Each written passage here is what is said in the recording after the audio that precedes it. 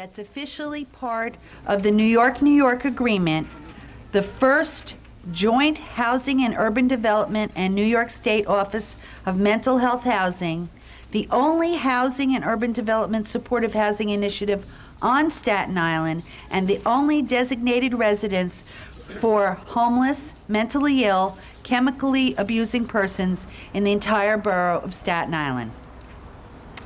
O'Callahan House is a very, very proud piece of Project Hospitality's comprehensive continuum and compassionate continuum of care that begins with our street outreach efforts, emergency, food, and shelter, and ends in reintegration of homeless persons into stable, decent housing in the community, complemented by supportive services that sustain the health and maintain the housing of that individual over the course of his or her lifetime. O'Callahan House is part of the Recovery and Rehabilitation Division. It is supportive by a host of services within Project Hospitality, including its participation in the Recovery Program, which is a licensed alcohol and drug treatment outpatient program, our HIV services, our primary care services, our mental health continuum, including permanent supportive apartment program, where many of our O'Callahan graduates ultimately find a home. It's now my honor and my privilege to introduce to you my colleague, Carol Tellerico, who is the director of O'Callahan House. Thank you, Linda. Good morning. Today we have something to celebrate. O'Callahan House is 10 years old. Welcome to O'Callahan House's 10th anniversary and rededication ceremony. As Linda told you, my name is Carol Tallarico and I'm the program director. O'Callahan House is a 23-bed transitional residence committed to welcoming chronically homeless persons living with multiple diagnoses into safe living space with a host of on-site support and clinical services to assist them in their life's journey from the streets of our city to a place they can call home. At O'Callahan House, 18 men and 5 women enjoy 24-hour supervised living with 3 meals daily, a host of on-site life skill programs designed to equip chronically homeless persons with the tools to sustain independent housing in our Staten Island community. The residence's clinical staff, including our psychiatrist, Dr. Maxine Ain, empower our residents to deal effectively and to manage their disease of mental illness and chemical dependence. The residents of O'Callahan are people freed by their higher power to live a life of recovery, discovering their fullest human potential, the gift they are to themselves, their God, their family, and their community. We are inspired to live in a residence bearing the name of 2 human beings who have lived life and continue to live life to the fullest.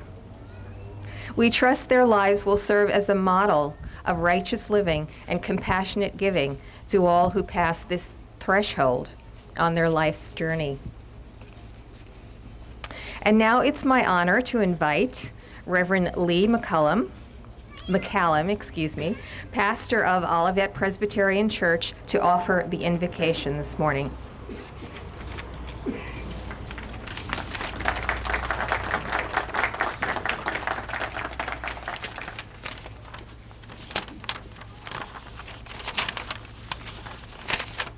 It is also my privilege to be able to share this rededication, especially with Mac, who has been such a wonderful inspiration to all of us in the faith community for living her faith as her husband lived his faith for so many years. And what a privilege and pleasure it is to be here. And let us unite together in prayer as we dedicate this special place. Almighty God, we give thanks for all those who work to make our communities better places to live. We thank you for those who seek to turn dwelling places into homes and build a strong foundation for people not only to survive, but to be strengthened and supported in the journey of life. We are grateful for the work of Project Hospitality, and especially the tireless efforts of Pierce and Mac O'Callaghan, whom we honor today, and who have shown all of us what it means to be welcoming, giving, compassionate people. Oh God, send us forth strengthened and recommitted to the task of repairing our city by making sure that those most in need among us can afford a decent place to call home. Give us a determination to take this wonderful work that has been established already and continue to give it the energy and resources necessary to bring about a future that is bright with promise and hope. Amen.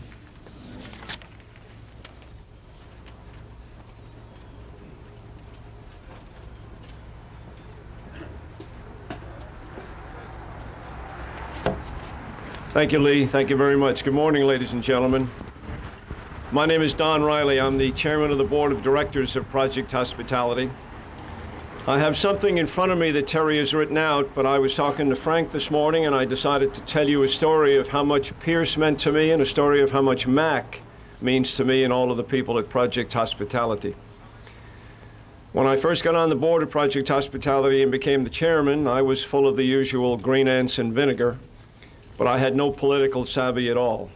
I'm not sure I have much more today, but the little that I do have was really a product of Pierce's mentoring me.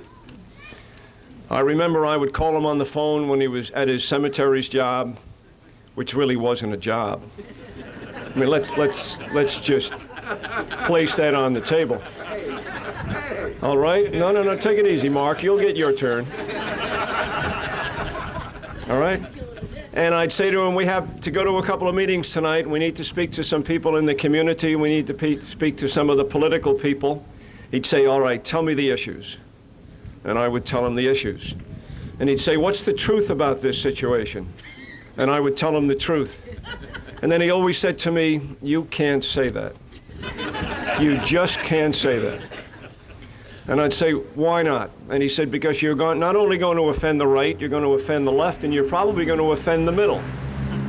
So then he would coax me, teach me an entirely new vocabulary, and help me to try to find the way to maintain the truth, the integrity of our position, and at the same time, make sure we didn't ruffle any feathers. Now, Mac, on the other hand, I've always felt that even though I'm not a blood member of the O'Callaghan family, I and everybody else on Staten Island seems to be related to Mac simply because of the way she takes care of us. I remember the first time I visited your home. I came into the house and Mac made more of a fuss over me than she did over her children, and I kept trying to say, why? Why are you making such a fuss over me? She said, well, you're new to this house. These kids have been around for a long time. And we always make guests very much at home. So I think it's very fitting that on a day like this, with the sunshine, with God telling us it's a good thing we're doing, that we're dedicating this facility to two fantastic people. Pierce O'Callaghan, who made such a difference in helping people on Staten Island and the poor, and Mac O'Callaghan, who continues to live. I don't know, Mac, whether we're ever going to let you go. All right? So God bless both of you, and God bless all of you here for what you're doing. There's a little insertion in the program. We're going to ask the O'Callaghan granddaughter, Shannon Ryan, if she'd come forward, please, and sing for us.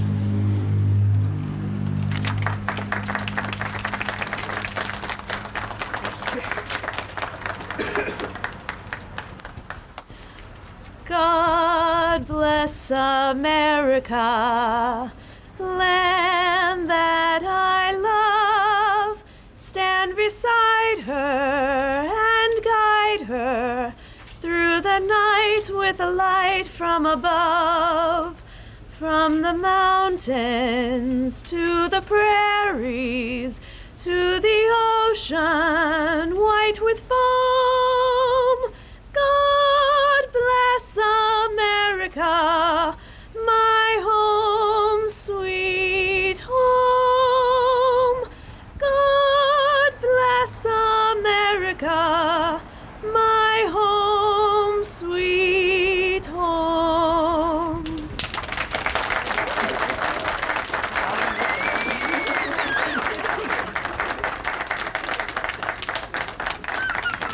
Thank you, Shannon. I now invite to the podium the Honorable John Markey, New York State Senator and a longtime friend and companion of Pierce O'Callaghan.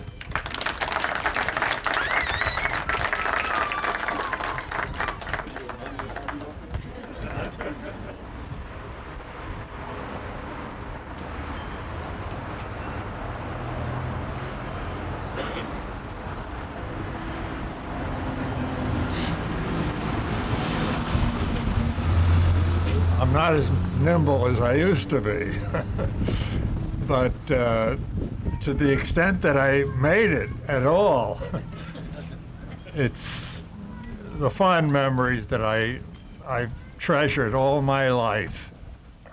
Pierce O'Callaghan meant so much to me. And I remember that I was challenged when Pierce said he was willing to endorse me. If I said, well, I'd be very pleased. I'd be honored.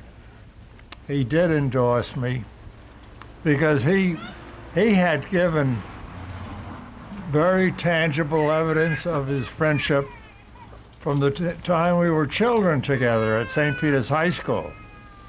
And this was a wonderful, I would call him a saint. This is a wonderful man. They were quoting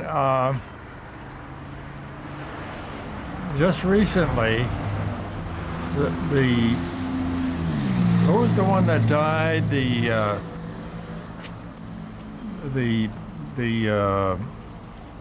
friend. Pardon? No, he was, this was in Rome, at the Vatican.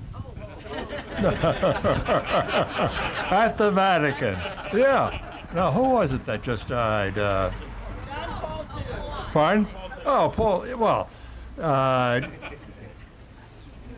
they quoted him in the Times saying that he was a wonderful person, and he was a saintly man and a good man. And although we may have had some differences once in a while, he was deserving of everyone's, and he had visited 129 parishes throughout the planet. And he said he was such a holy man, and I have to say, apply the same standard and the same description of Pierce. And I told someone, well, even if he was a communist, I would have joined. I said, Pierce and I were classroom buddies, and we'd be singing songs together. Can you imagine me singing? But I did at the time, and I was even in a intercollegiate thing, and we sang at St. Peter's High School in the big room there, and it was wonderful. It was wonderful. And of course, Mac, she has that serious disability of not being able to put a meal together, you know? What a sweetheart. She's, I can't think of two people, you know, who I could love more than these two. I mean, these are two worthy people. And I loved them very dearly all my life. And I wish, well, I know he can hear us up there. I feel very confident that he can hear us. So I speak from the heart because I've had this friendship for so long, and the families, the family. Shannon came up here and sang. Just there isn't any limit to the O'Callahan magic that isn't operative when they express themselves. So his goodness is something that is prized very highly. And so again, I wish I could go on and on and on, and I would do it very willingly, because that was the kind of relationship that we had. And this is true, Mac, you were helping me even from the very first day. I remember. So, but even if you had been against me, I would have said, well, gee, I must be doing something wrong. I know. And I probably deserved her condemnation. But this is a great family, a premier family on Staten Island. And I'm very proud, and I remember when the Conservative Party called me up and said, well, we can't endorse you anymore. I said, look, there's nothing that you can say that will make it any different. And, well, you had a former mayor took him up. Giuliani, was it Giuliani? He was going up to see the Yankees play. Yeah, and he went up with them. So his friendship is far-flung, and it goes far beyond, I think, in any direction in that on Staten Island, you would find people echoing my remarks and flailing me because I understated the case. But he is great, and I'm so happy to be here and see you honored. God bless you.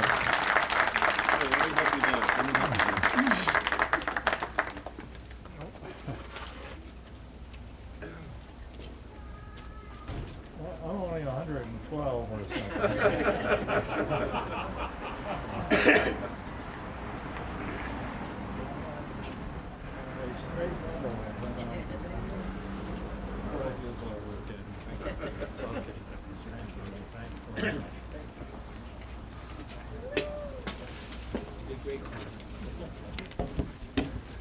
And now call to the microphone another very close friend and confidant of Pierce O'Callahan, Dr. Mark Wiesner.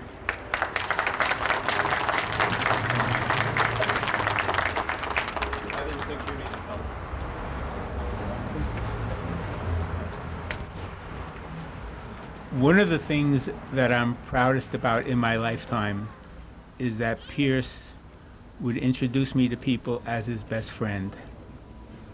It's a designation. Okay. It's a designation that I live with and that I treasure. What's more, Pierce was very close to my wife Lorraine as well, and I was very close to Mac. So we were two couples who were very comfortable with each other. We were very much in tune in terms of our outlook and our values, and we had a lot of good times together. What I regret is that we didn't have the opportunity for more good times. Since Mac's good works live on, I want to spend a few moments and dwell on Pierce and on the episode in my life that brought us together, and which I think explains in part why he was such a remarkable person. In order to do so, I have to read from an obituary that appeared in the New York Times last November.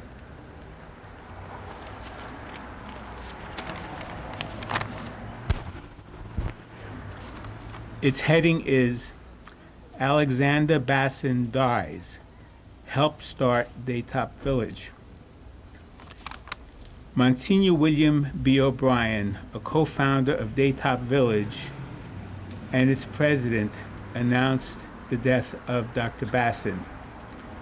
A social worker and criminologist, Dr. Bassin helped start Daytop Lodge, the halfway house that became Daytop Village in 1963.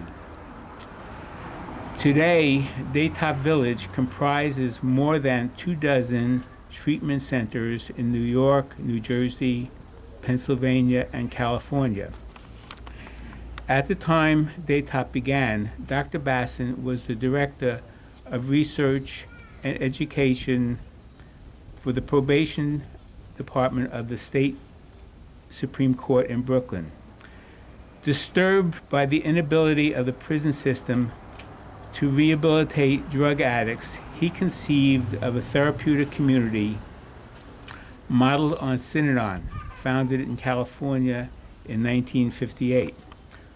With Joseph A. Shelley, the court's chief probation officer, Dr. Bassin founded Daytop Lodge in a 20-room mansion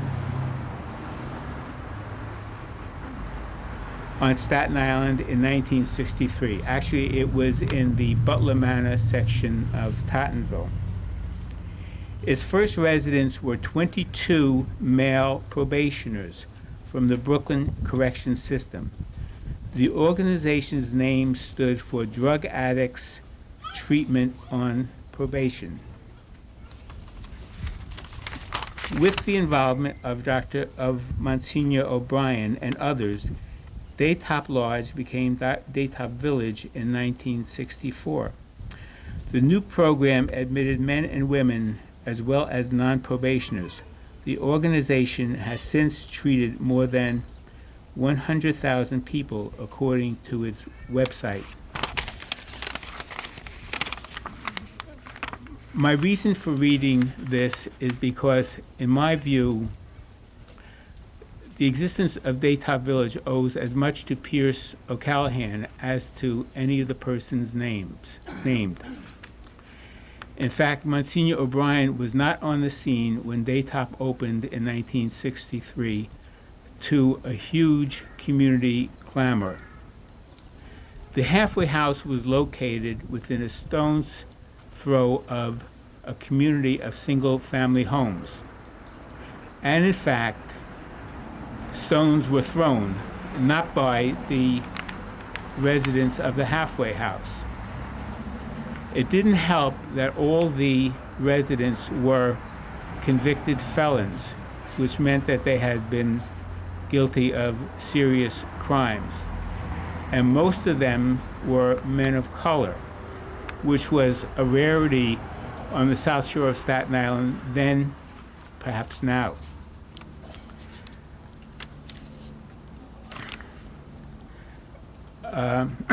I recall I was working as a newspaper reporter for the Staten Island Advance at the time, and there was a mass meeting, I believe, in Tottenville High School, attended by hundreds of people, all clamoring for Daytop to be shut down.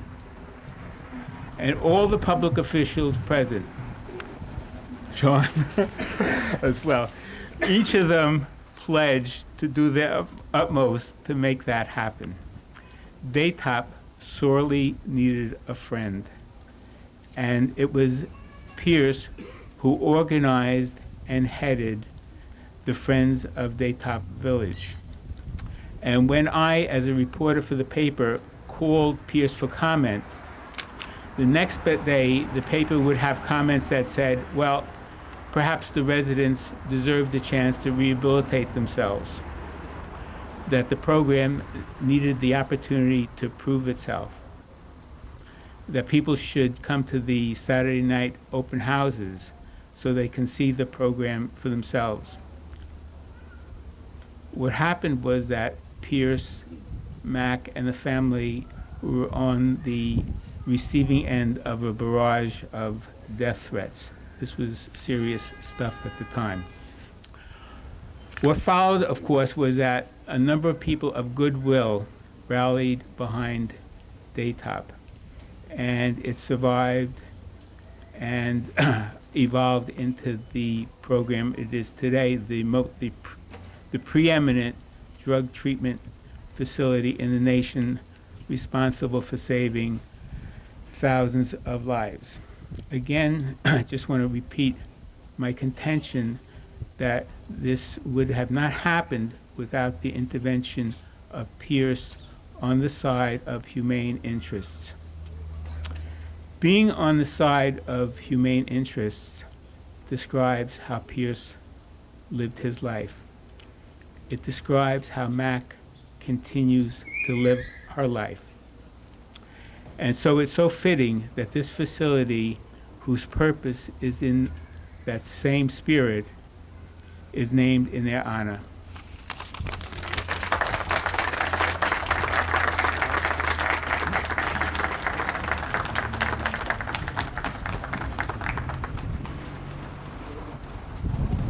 Thank you, Mark. Whenever we have these ceremonies, it's always very fitting that we hear from some of the residents of the facilities so that you get an idea of just how important this service is to people in need.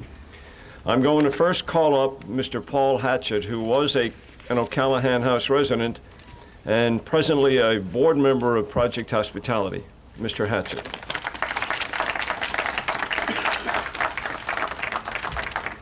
Thank you, Don. You're welcome. Good morning, everyone. My name is Paul Hatchett. I was a resident here and a recipient of the services. I think Mary Lou Sorrentino is not here, so she would remind me that it was either 7 or 8 years ago.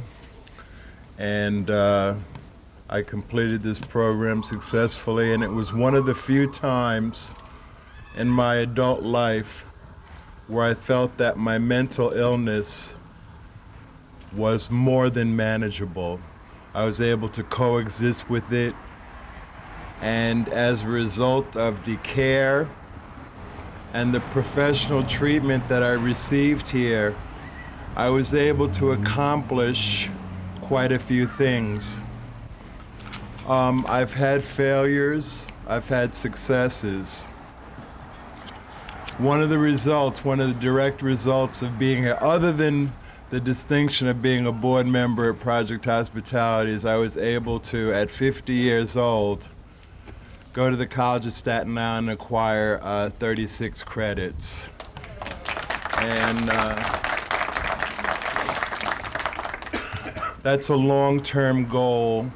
I was never happier than when I was in school, and I never felt as if I had more value. Sometimes I deal with some personal, very sensitive mental health issues. I have the distinction, a dubious distinction, of being disabled.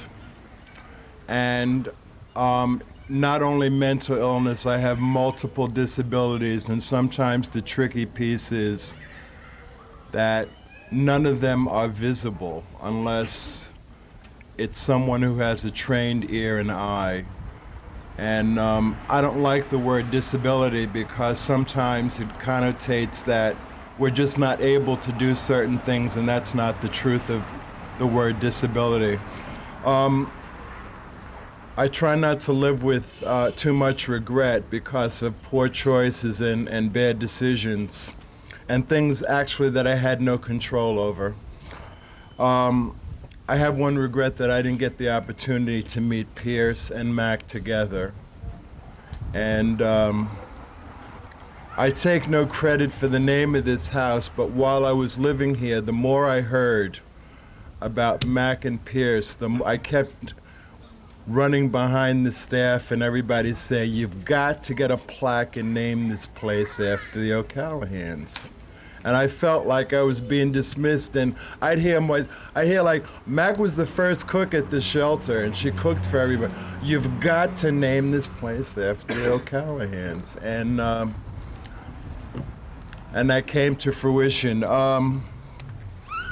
I'm sorry Mary Lou Sorrentino isn't here. I know this is not about her, it's about the O'Callahans, but she was my angel. And I really feel the need to thank the Archdiocese, Bishop Ahern and Monsignor Finn, who I doubt any of this would be possible. I just want to say that when I think of Mac O'Callahan sometimes, I think I'm at home. I'm coming out of my shoes up here. Well, it was home for quite a while. I think for those who are old enough to remember the tragedy of the Titanic, I think of the indomitable spirit of Molly Brown, the unsinkable Molly Brown, when I think of Mac O'Callahan. And the word indefatigable comes to mind, tireless. She just goes on and on and on like the Energizer Bunny, just doing all this good stuff for people. And I'd just like to close with saying I was debriefed early and was told I only have 3 minutes of fame in the spotlight. I refer to O'Callahan House's Project Hospitality's Jewel in the Crown. Many people are not even aware that this program exists. Maybe in a way that's okay. Maybe after today, it's not going to be that way.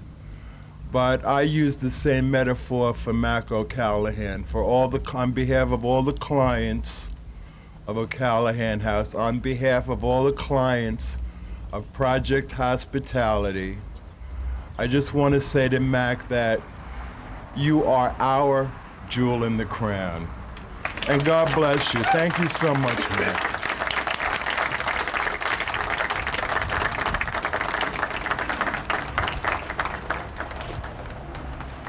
Thank you, Paul. And now we're going to hear from a current O'Callahan House resident, Darrell Nelson. Darrell, please.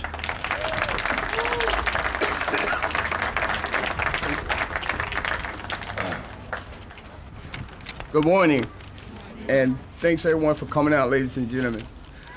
I would like to speak briefly about my experience here at the O'Callahan House.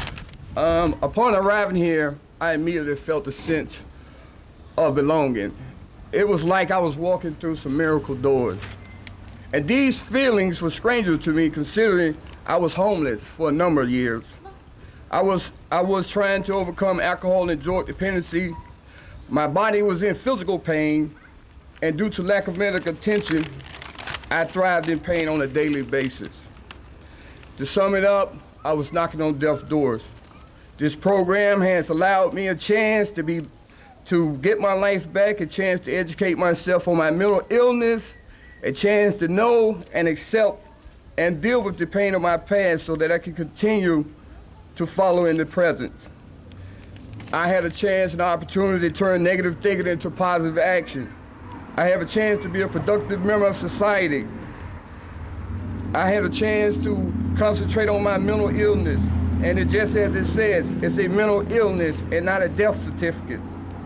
It's a part of my life that I had to acknowledge and address, and acknowledge and address I have. I would like to thank the O'Callahans for all their support, dedication, and commitment to transitional housing and apartment programs, and everyone else who's involved in such programs. Without your pouring out and tireless efforts, none of these doors back to life would be possible. I am forever grateful. I'd like to give special thanks to O'Callahan House Director Carol, her staff, for their hard work. The O'Callahan staff represent the change that keeps the wheels turning. Thanks to your work, your hard work will not go unnoticed. Thank you from the bottom of my heart.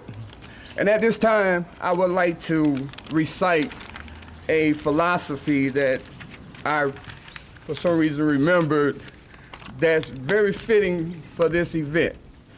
And it goes, our philosophy starts by looking at ourselves, where we are coming from and where we are going. We are recovering addicts who have a mental or emotional difficulties. We were self-centered, angry, and critical people. We began to form bad habits, and then those habits shaped us as lonely people looking for a way out. Our symbol of the O'Callahan House is a metaphor of the growth of a tree. A seed is planted and it grows only with the care it needs: water, sunshine, shade, and love. It will grow to be a tree that will take up space and air that in time will give protection and shade to others. With time, flowers will grow and will be the fruits of life. As a self-help community, we support each other. We are responsible for our action and of others. Thus, we may not see ourselves in them in dismay or isolation, because now we have a home. We know how to relate and accept love. We are not alone. We are alive and an active part of society, like a beautiful tree in the forest fulfilling the cycles of life. Thank you.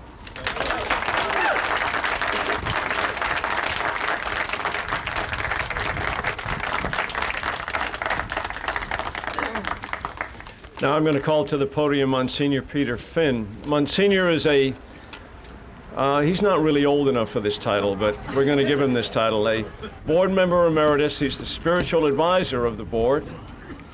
He's a co-founder of the Poor People's Dinner, former pastor of St. Joseph St. Thomas, and presently the rector of St. Joseph Seminary in Yonkers.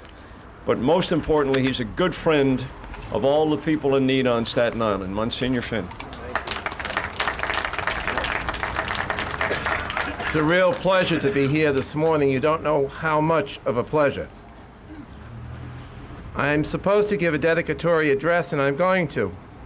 But I have to say it will pale in comparison to the dedicatory address of both Paul and Darrell. They tell us what it's really all about and why we're here to celebrate. The dedicatory address is really more reflection than formality. You might wonder why I'm here, aside from the fact that I have had a long time association with Project Hospitality. My association with the O'Callahans goes back even further, probably further than anyone here today. May I explain? If any of you have not had the opportunity to read From the Prairie to the Harbor, the autobiography of Catherine Mack O'Callahan, do yourself a favor. Pick it up and read it. It all began, of course, back in 1924. Who could believe it? Her mom, her dad, Madeline, Edward, her sisters, Greeley, O'Connor, Father Keating, Grand Island, all part and parcel of the background of the naive young lady called Catherine McCarthy from the Prairie. And then something very special happened. She met a guy coming out of the bathroom. And he asked her for a dance. And instantaneously, the miracle of love, they knew that their lives were going to be forever. Pierce O'Callahan, a crazy, wacky, wild soldier in the United States Armed Forces, met this naive, shy, and retiring young lady from Nebraska. And so in 1946, after they had been married and the war had concluded, they came to Staten Island. I should say that all of a sudden, the naive Catherine McCarthy arrived as the tornado from the prairie. Her activity and her life has not stopped in energy and dedication from the time that she set foot here in New York and on Staten Island. But more about Pierce. In the copy that Catherine McCarthy sent to me of Prairie to the Harbor, she puts on the inside a little note. And it says, when I was a young girl in a one-room classroom in Nebraska, your mother was walking Pierce to Immaculate Conception. You see, my roots go way, way back here in Stapleton and Osgood Avenue. Osgood Avenue was, in many ways, a little bit like Thornton Wilder's Our Town. And so has Stapleton been, over the years and down to the present day. Stapleton, Staten Island was then and is now a community of hardworking, simple people from various backgrounds and different ethnic experiences. In those days, Ukrainians and Polish and Italians and Irish and black families, the whites and others. And today, of course, a whole different conglomeration of new immigrants, new people in need, new people struggling to realize Shannon's dream, the America that we sing and bless. At any rate, in 1917, when the great flu epidemic broke out, or 1918, my grandfather, a young man with a young family and a newborn, succumbed to the flu. And it was the O'Callahan family, Papa and Babe and others in the community, that pitched in and watched out for my family, who were as poor as church mice and working very, very hard just to subsist. My mother, who had a nickname like Babe and Papa, was called Dolly. Her father had given her that because she looked like a little doll. And Dolly's job was to be the babysitter and custodian for Pierce O'Callahan. And so she was for many years, taking care of him, walking him to school, and being sort of a big sister to him at that time. She would never forget Pierce, and Pierce would never forget her, and we would never forget the O'Callahans. Papa would be so proud of Shannon's voice today. He was a great singer. He was the John McCormick of Staten Island, and I mean that quite sincerely. Had a beautiful Irish baritone voice, and he sung at my parents' wedding. And he sung also at my first Mass right next door here, 40 years ago, this coming May. From 1946 to 2005, Pierce and Mac O'Callahan lived the McCarthy and O'Callahan philosophy of care and compassion, of giving, of concern, of being totally oblivious to who or what you were in terms of background, in terms of heritage, but recognizing that every single human being that they encountered was made in the image and likeness of God. And what the heck, come on in, have a meal, sit down, let's talk. We all know the rest of the story. It's a magnificent story. Pierce with the Catholic Interracial Council, Pierce and Mac involved in church and community, Pierce and Mac standing up for things that were important to people and to Staten Island, Pierce and Mac together raising a wonderful family, dedicated in their own ways to this very day and trying to live out their parents' and grandparents' ideals. Special, special people. Tornado Catherine became Hurricane Mac. And Hurricane Mac continues to sweep through Staten Island, bending trees and gathering people together and showing them by just plain, honest-to-God, good hard work, sweat and toil, with a smile. That's the best part. You very rarely see Mac not smiling, except when she's mad at those who don't listen. She is a good woman. She was never naive. She's a smart woman. She's a loving woman. She's a caring woman. She's a woman who is a model for young people today. With all the nonsense and junk that we see on TV and in print, All the arguments that we see about this and that and the other thing, we see very little that focuses on the relatively unknown O'Callaghan House, the fantastic rehabilitation and resurgence of the lives of Paul and Darrell and so many others, the testimonies that we hear every year at the Poor People's Supper of other people who have put their lives back together, the generosity of so many people like Don and others who give of their time when they're working and in their retirement to try to dig in and help is the essence of what makes this country, the essence of what makes this community the wonderful place that it is, with all the problems and all the challenges. Shannon sang God Bless America, but as I came here today on this beautiful, beautiful day to be part of this wonderful, wonderful ceremony, I could only think of the words of another great song, America the Beautiful, that speaks from ocean to ocean and sea to sea, prairie and harbor, and all the people who went west and came east and go all over to try to realize the dream of freedom and liberty, goodness and compassion, love and concern.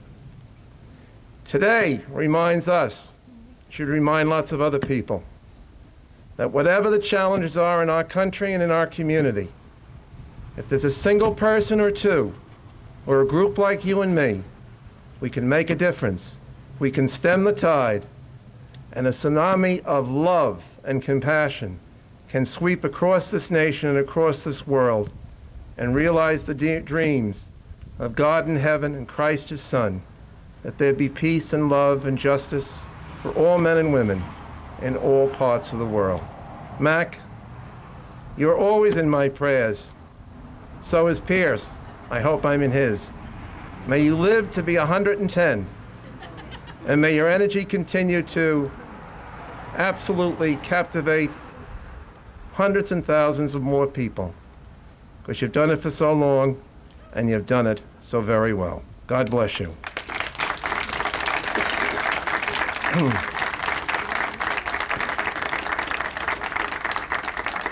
Now it's my great pleasure to invite Catherine Mack O'Callaghan and her children, if they will, to come forward for the blessing and the unveiling of the plaque in honor of Pierce and Mack.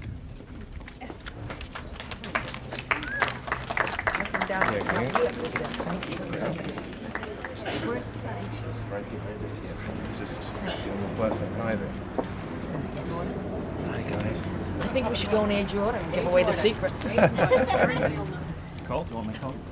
No, age order. Age order. Age order. Age order. Hi there, good to see you. So much. God bless you. Age order. How's that for a lineup of love?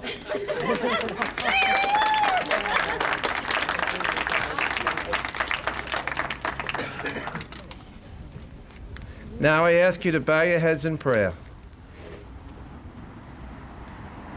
In the shadow of Immaculate Conception Church, in the shadow of the Eucharist, Christ truly present in the tabernacle, which I believe to be him, we turn to our Father in heaven and ask him in a very special way to bless the O'Callaghan family, to bless Project Hospitality, to bless O'Callaghan House, all of its clients, past, present, and future, to bless all of us, to enable us to always look at each other with love, to enable us to always reach out our hand in support and compassion for everyone in need, to enable us to always serve our neighbor, to enable us through love of God and love of neighbor to realize our destiny of eternal salvation and happiness with God in heaven at the end of time. And may Almighty God bless this plaque and all of you, the Father, the Son, and the Holy Spirit. And now we invite Max to remove the sign from the plaque commemorating O'Callaghan House, dedicated to Mac and Pierce O'Callaghan.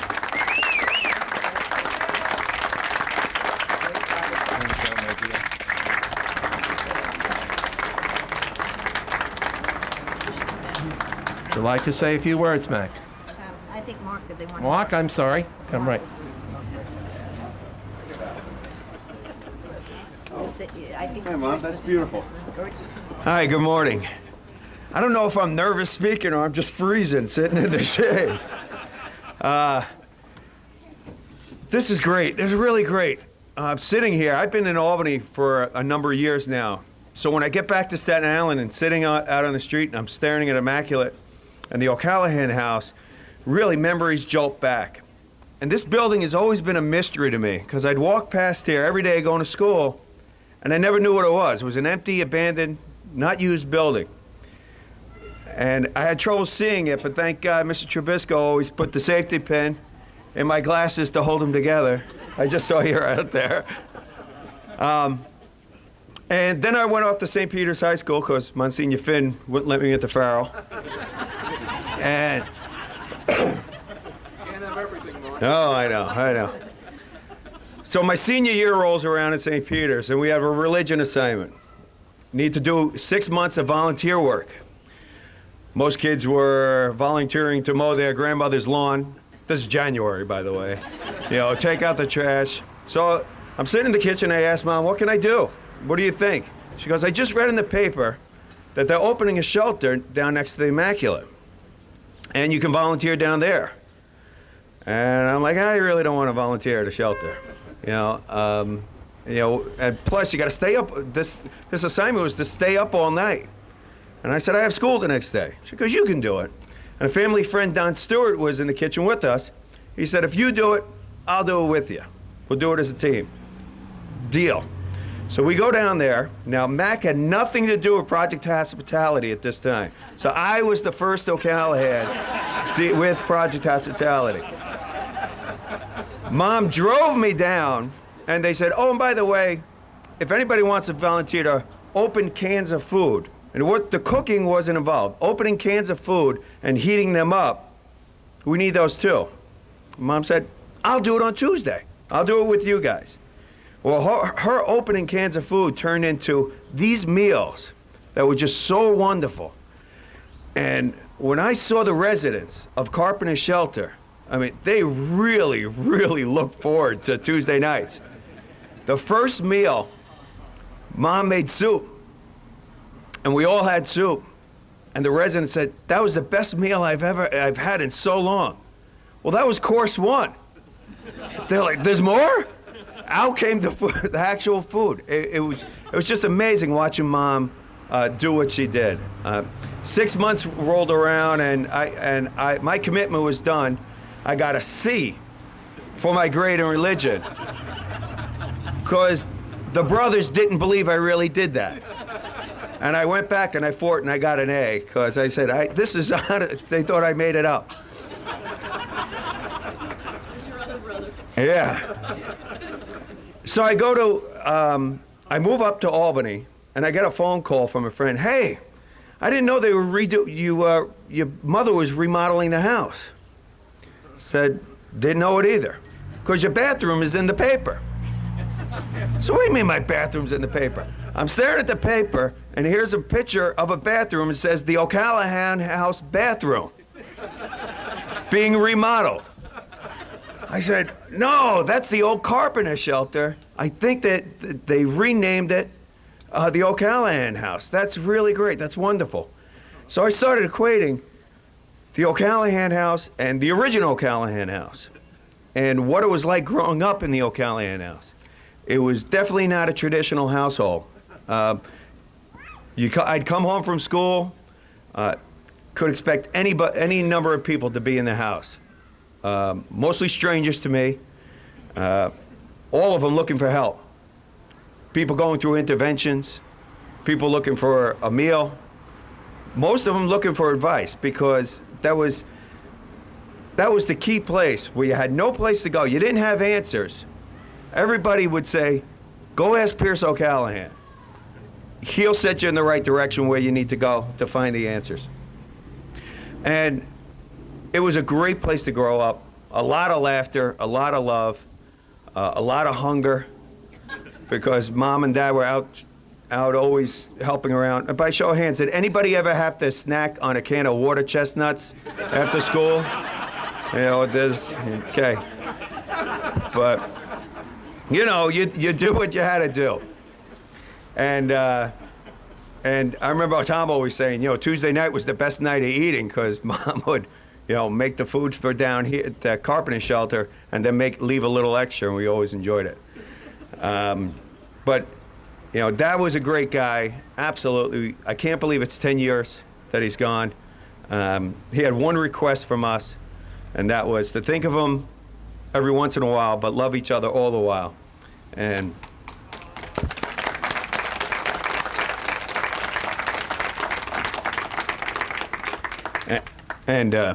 Frank sent a great email to all the brothers and sisters on Tuesday, which was my dad's anniversary of his death.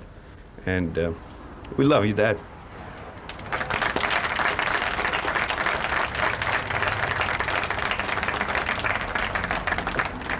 But that was the past, this is present. And I do not say it often enough. I know I don't. I am so, so proud of my mother. Unbelievably proud. And everybody, rest assured, she isn't dying. I checked her itinerary. I did not see anything on. Okay? Mom, congratulations.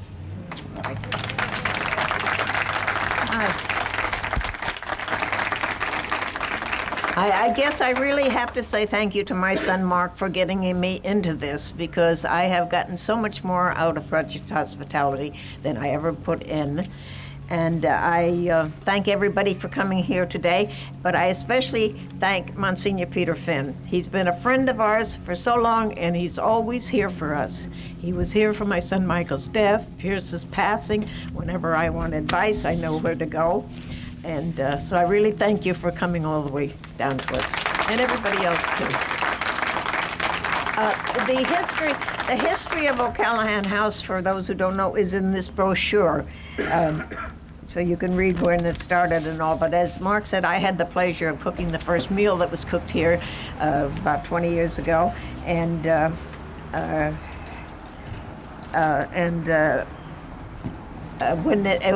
after it closed, I cooked at 25 Central for a little while, but I didn't go down there because it was they came and got the food. It was just too much.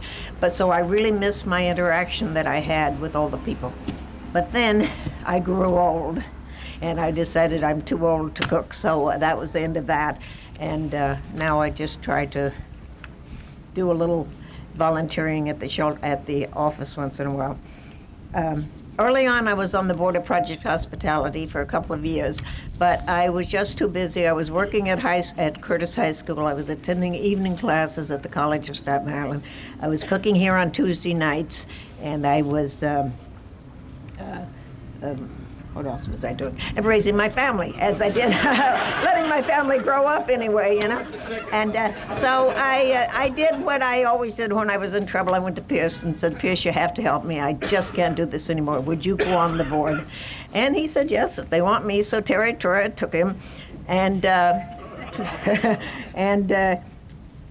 that's when they became thick as thieves. He took this little girl under his wing and worked his Irish magic on her. He taught her how to work the tables. He taught her how to woo the crowds. And I'm sure he wouldn't be surprised at how great she has turned out. She's everywhere. Now, at the time of Pierce's death, he was still on the board.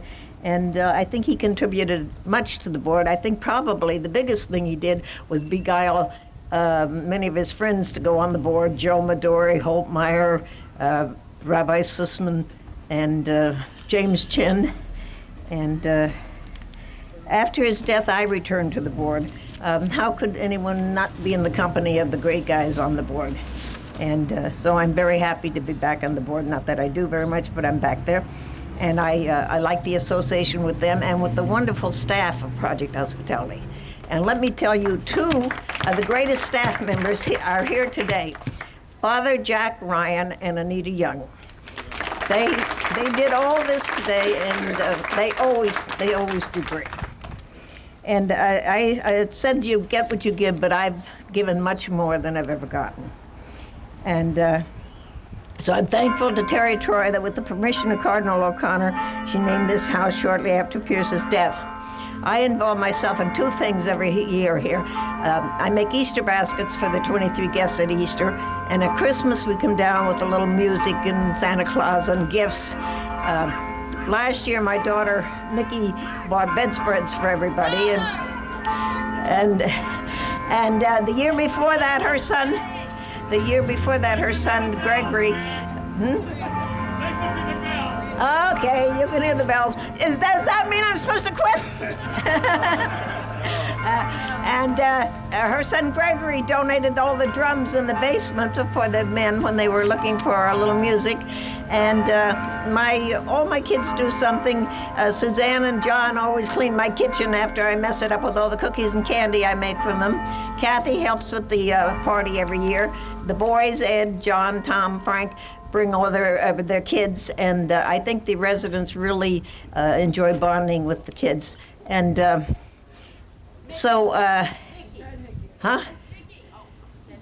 I said Mickey brought all the bedspreads. Come on. And so anytime you have anything for my Easter baskets or anything to put in my little Christmas things, please feel free to send them. Joe McCall, Carlton and Paula Fruth, Herb Milletz have all contributed to my stocking fund so I can get socks for the guys every year. And I'll take what I can get. But I'm very happy with my kids' participation. I urge them to keep contributing, and everybody else too. And Marjorie came up with a good idea the other day, my daughter Marjorie. She wants to start a foundation, the O'Callahan House Foundation. And she's going to start working on that. And Pierce's good friend Joe McCall couldn't be here today, but he gave me a check for $1,000 to put in that foundation and get started. Huh? I did, I told you. Huh? Yep. And just one more thing. I love these flowers here today. They're gorgeous, gorgeous, gorgeous. But I want to tell you, one of these days I'm going to die. And when I do, I want no flowers. No flowers. I want checks made out to O'Callahan House Foundation all over my casket. Okay? Promise?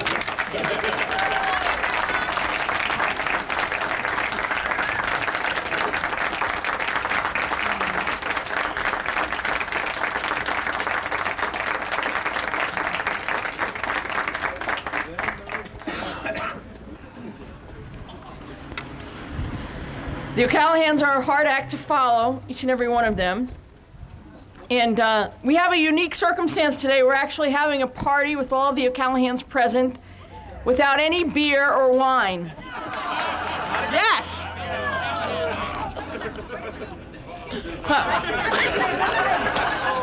When I mentioned my kids, I mentioned everybody but Mark. Mark doesn't come down to that Christmas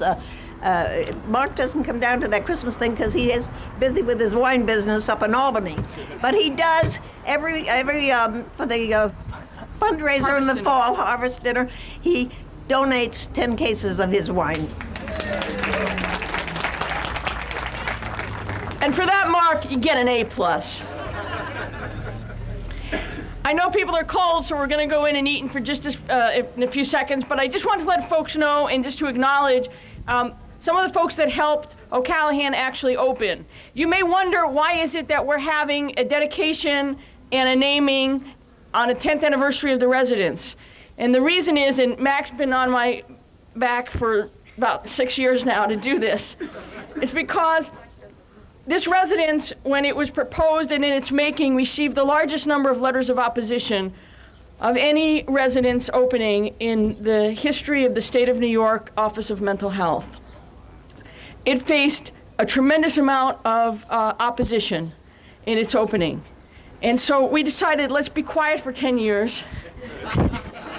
So this is our coming out party. I see Ron Domsky here. I'm so proud that you're here. Somebody from Community Board 1, thank you. Former chair of the Stapleton Area Committee. So that's what this is today. And The reason why, first of all, this was Carpenter House for many, many years, and Carpenter House will reopen again and live again on Jersey Street, and stay tuned because in 10 years we'll be coming back for that dedication. And I first came here as a volunteer for Carpenter House, and I slept here in the basement in October of 1984, and that's how I started as a PH volunteer. And it was an amazing place here.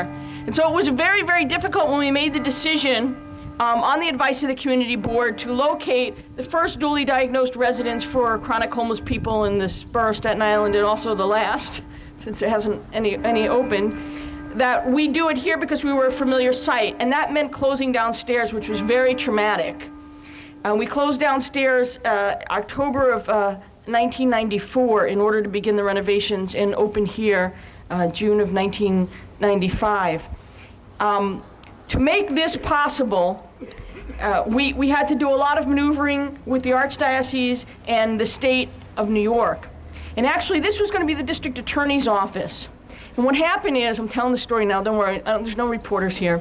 There was a little clause in the city contract that had something about health information that could have been possibly conceived as distributing condoms. And the city wouldn't back off on those few words, and the Archdiocese wouldn't back off on those few words being in the lease. And so the lease negotiations between the city and the Archdiocese broke down here, because the city was the first person negotiating. We were the backup deal. And as soon as that broke down, with us, with no scruples at all, moved right in and said, we'll negotiate this condom thing, we'll figure this out, because we're taking this building. Thank you very much, District Attorney Bill Murphy. And so Father Tom Mullen, who's not here, but who lives over at St. John the Baptist, which is part of Immaculate Conception, was the pastor here then before he went off to the war.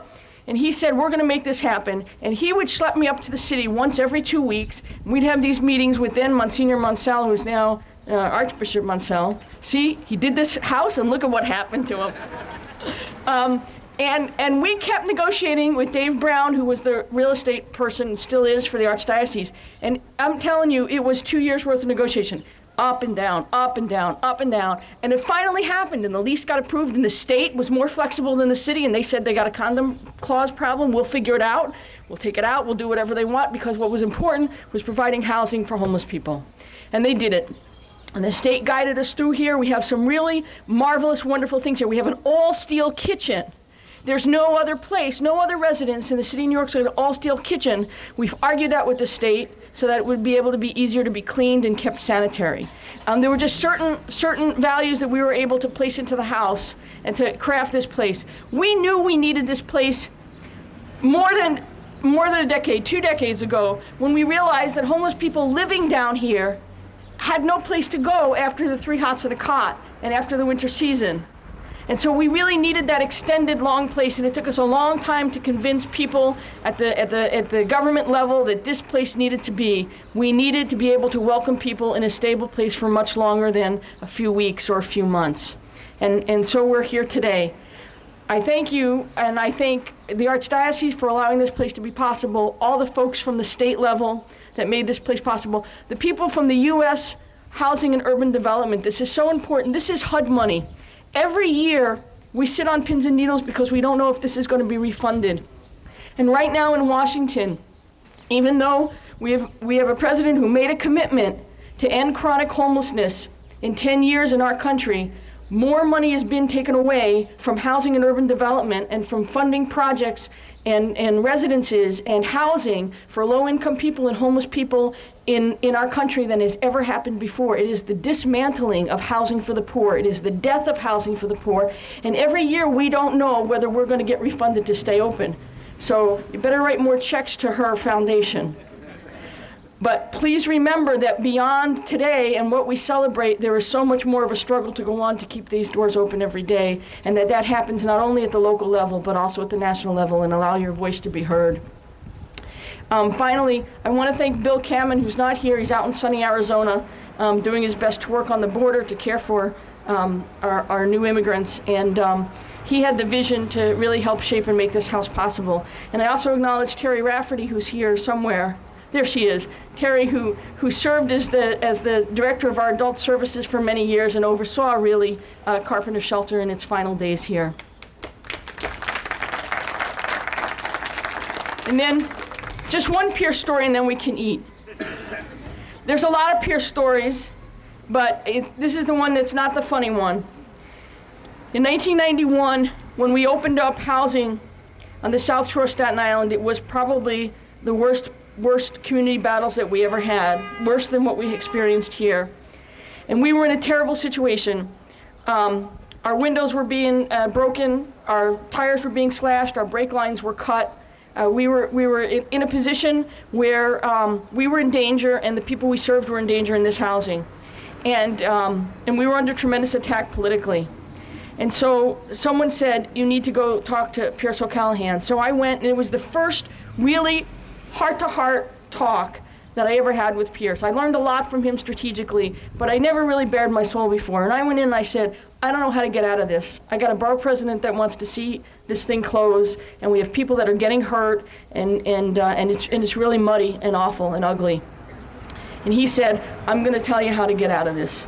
And then he took me, and we went from his house to the Wagner College football field where Les Troutman was watching a football game on a Saturday afternoon. And he had me talk to Les Troutman. And then we started to put together a plan. And then he marched me in to see Deputy Borough President Molinaro and said, here's the situation, how do we get out of this? And Pierce crafted the way out of this situation to a victory, where now housing that opened in 1991 is still alive 14 years later in the Huguenot section of Staten Island. And it's a miracle that it is, and it's because of Pierce. So it wasn't just Daytop that he helped open and keep open on Staten Island. It was us as well. And I hope that in our fight to at least preserve low-income housing that's being dismantled at Markham Gardens Homes, that I've learned some of what he's learned. I've been meeting with housing advocates all week, strategizing, terrified to death of the city that I've now challenged publicly on the Markham issue. And I just keep thinking to myself, what would Pierce do in this situation? And yesterday we were at a meeting with very angry housing advocates, and they were saying, we're going to protest here and we're going to go there. And I'm going to say, that's like punching somebody in the nose. And if you're punching somebody in the nose that's got a 12-foot steel plate in front of them, what good is that going to do but break your wrist? You know, let's think about how we're going to get from point A to point B. And I could think that's what Pierce would have done. Pierce would have said, who are you going to piss off here? And then let's figure out how not to do that and still win our cause and still be able to claim a victory. So that's like really important. In the middle of this meeting with all these angry people, this is like so bizarre, I get a phone call from my cell phone. It's Tino Hernandez from the Housing Authority calling me, Terry Troy, on the phone in this housing meeting saying, I want to work with you to do low-income housing on Staten Island. And you just want to say it's the spirit of Pierce O'Callahan that allows those moments to happen, because he never gave up. And that's why his kids and his spouse are so important, because they can't give up in his name and in his memory. And that's why those of us that live here, that graduate here, that work here, that serve here will never give up. Not for anyone who crosses our threshold or anyone who is in need of our services. Thank you for supporting us today. Please come in and celebrate with us.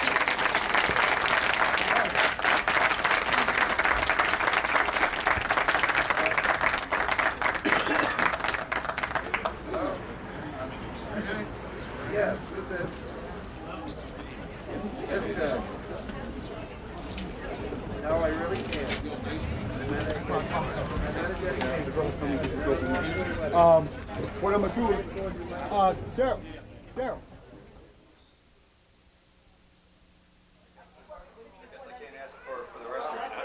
Because I was thinking about that. I said, we should put that in the restaurant. No, not now.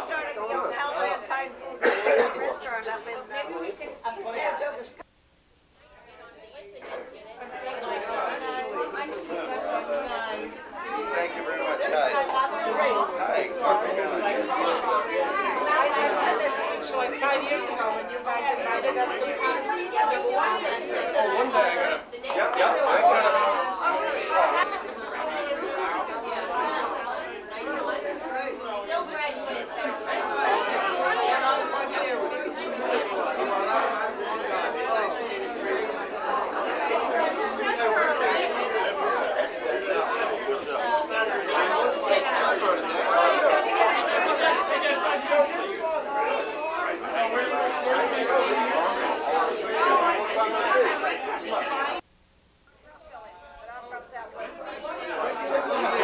Out there.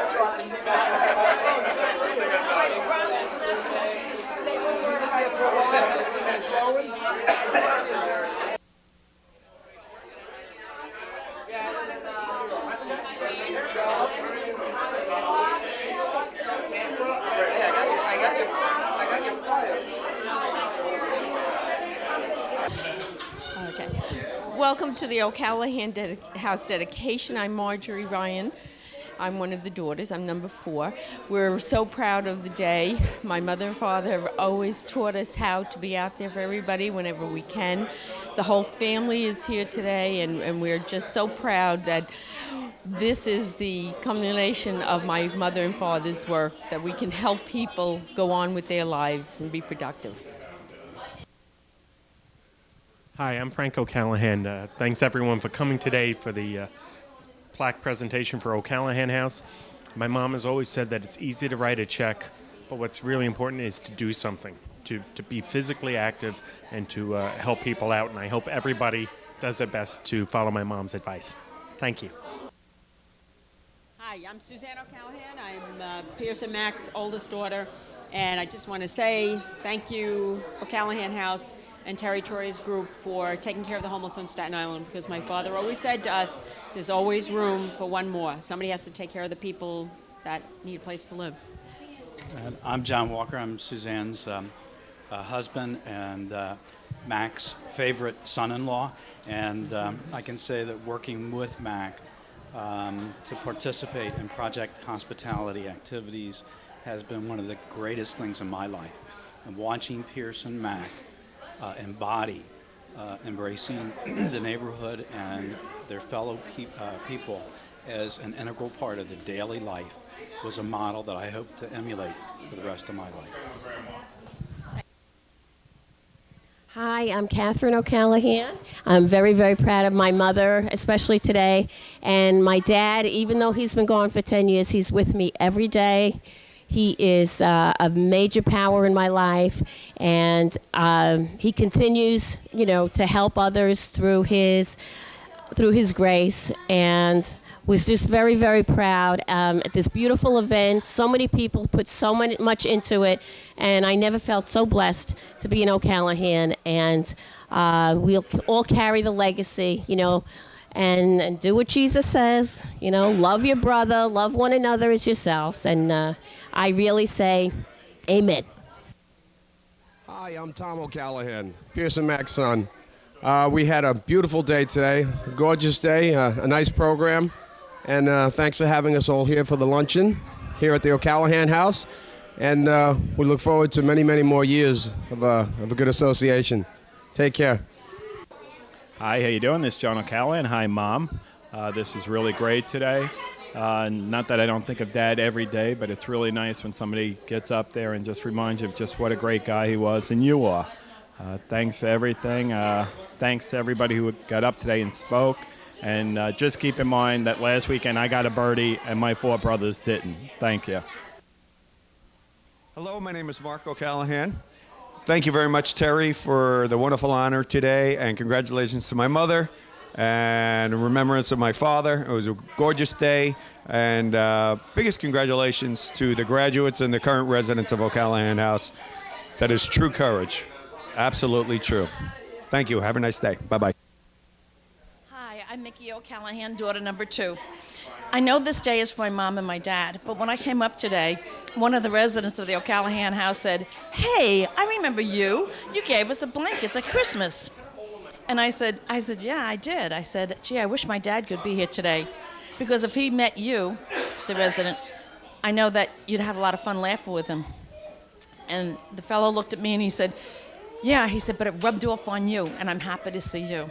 So I think that's part of the legacy of the O'Callahan House, is that we all, even little Mark, remember and help and come and share. Want to say goodbye? Who the heck is Peter? Oh, cousin. Okay, we just wanted to say that it's wonderful to come down to the O'Callahan House and see our family helping out so many people. And our grandparents were just fantastic people, and so lucky to have Grandma still around doing the wonderful things that she does. This is Mickey O'Callahan again, and these are 2 of my grandsons. This is Tyler Ike, and this is Carson Ike. And these kids are both real, real good. They have an O'Callahan daddy who takes good care of them, and they have an Ike mommy who takes good care of them, and we all love each other. And they come here, since Tyler was a little boy, he comes to the O'Callahan House every Christmas, right? Mm-hmm. You sing some songs? Yeah. Yeah, we sing Christmas carols. Carson, you like to come here too? Yeah, so I'd like to come too. I'd like to come too. Yeah, we like to come 3. And we'll be back this Christmas. Bye. Congratulations, Mac. If anyone deserves this honor, it's you and Pierce. You are the 2 of the greatest people in the whole world. And I remember when I first met Pierce, and then a few times after that, he said, run for public office. I think we can come up with $50,000 for you, and you can win. He was such a doll, and you're such a doll. And I'll never forget the first year when I was director of Carpenter Shelter, and we went to your house for dinner. It was at Christmas, and we had the famous Christmas party. And you had the best china out, the best glasses, and everything. And I thought, oh my God, it was wonderful. And the tree was so big. And every year after that, it's always been a joy to be a part of you and your family. And it was really an honor and a pleasure to know Pierce. And we love you all. Thank you. Congratulations, Mac. It's a beautiful affair. And I know your memory of both you and your husband will live on. Hi, this is Lou. Congratulations, Mac, and to you, Pierce, because Pierce, you live on. You'll always be with us. This is a wonderful house. It's serving our community, and may the O'Callahan clan continue it forever. And good luck, and God bless Project Hospitality. I am Pierce O'Callahan's grandson, Kevin Ike. I'm proud to have followed in his footsteps by joining the armed forces, and he's just a wonderful man. I hope I can follow more of his wonderful examples. That's it. Hi, I'm Shay Ryan. I'm Pierce and Mac's grandson. My wife and I love our time here at the O'Callahan House at Christmas. We love sharing with people, and we think that the O'Callahan House has really done a wonderful thing for the neighborhood. We're amazed that our uncles and aunts are so wonderfully involved with it, and that Grandma has spent so much time with it, and it's really brought a special light into our lives. Hi, I'm Elizabeth Esposito. I'm Frank O'Callahan's wife, and this is Kayla O'Callahan. We're just very, very proud of Mac and Pierce. They certainly deserve the honor, and I'd just like to say that I'm very proud and very grateful to be a part of their family. I just want to say that I consider this a real honor and a privilege to be here today at Project Hospitality. 2 of the finest people that had the most profound effect on my life have been Pierce and Mac O'Callahan. They were like second parents to me. I grew up with the O'Callahan family. I took Mickey to the high school prom at New Dorp High School. And let me say that if it wasn't for Pierce and Mac, I wouldn't be the type of person I am today. They helped me get into college. When I decided to go into the ministry, they came and they supported me. Everything that I ever did, they gave me advice and they supported me. And I just want to say thank you, both to Pierce and to Mac O'Callahan. May God continue to bless Mac and the whole O'Callahan family and this wonderful O'Callahan house here on Targee Street. Thank you and God bless. I'm Helen Granatelli, and I'm very happy to be here to help celebrate a wonderful day for Pierce and Mac. Wonderful people who did so much for others.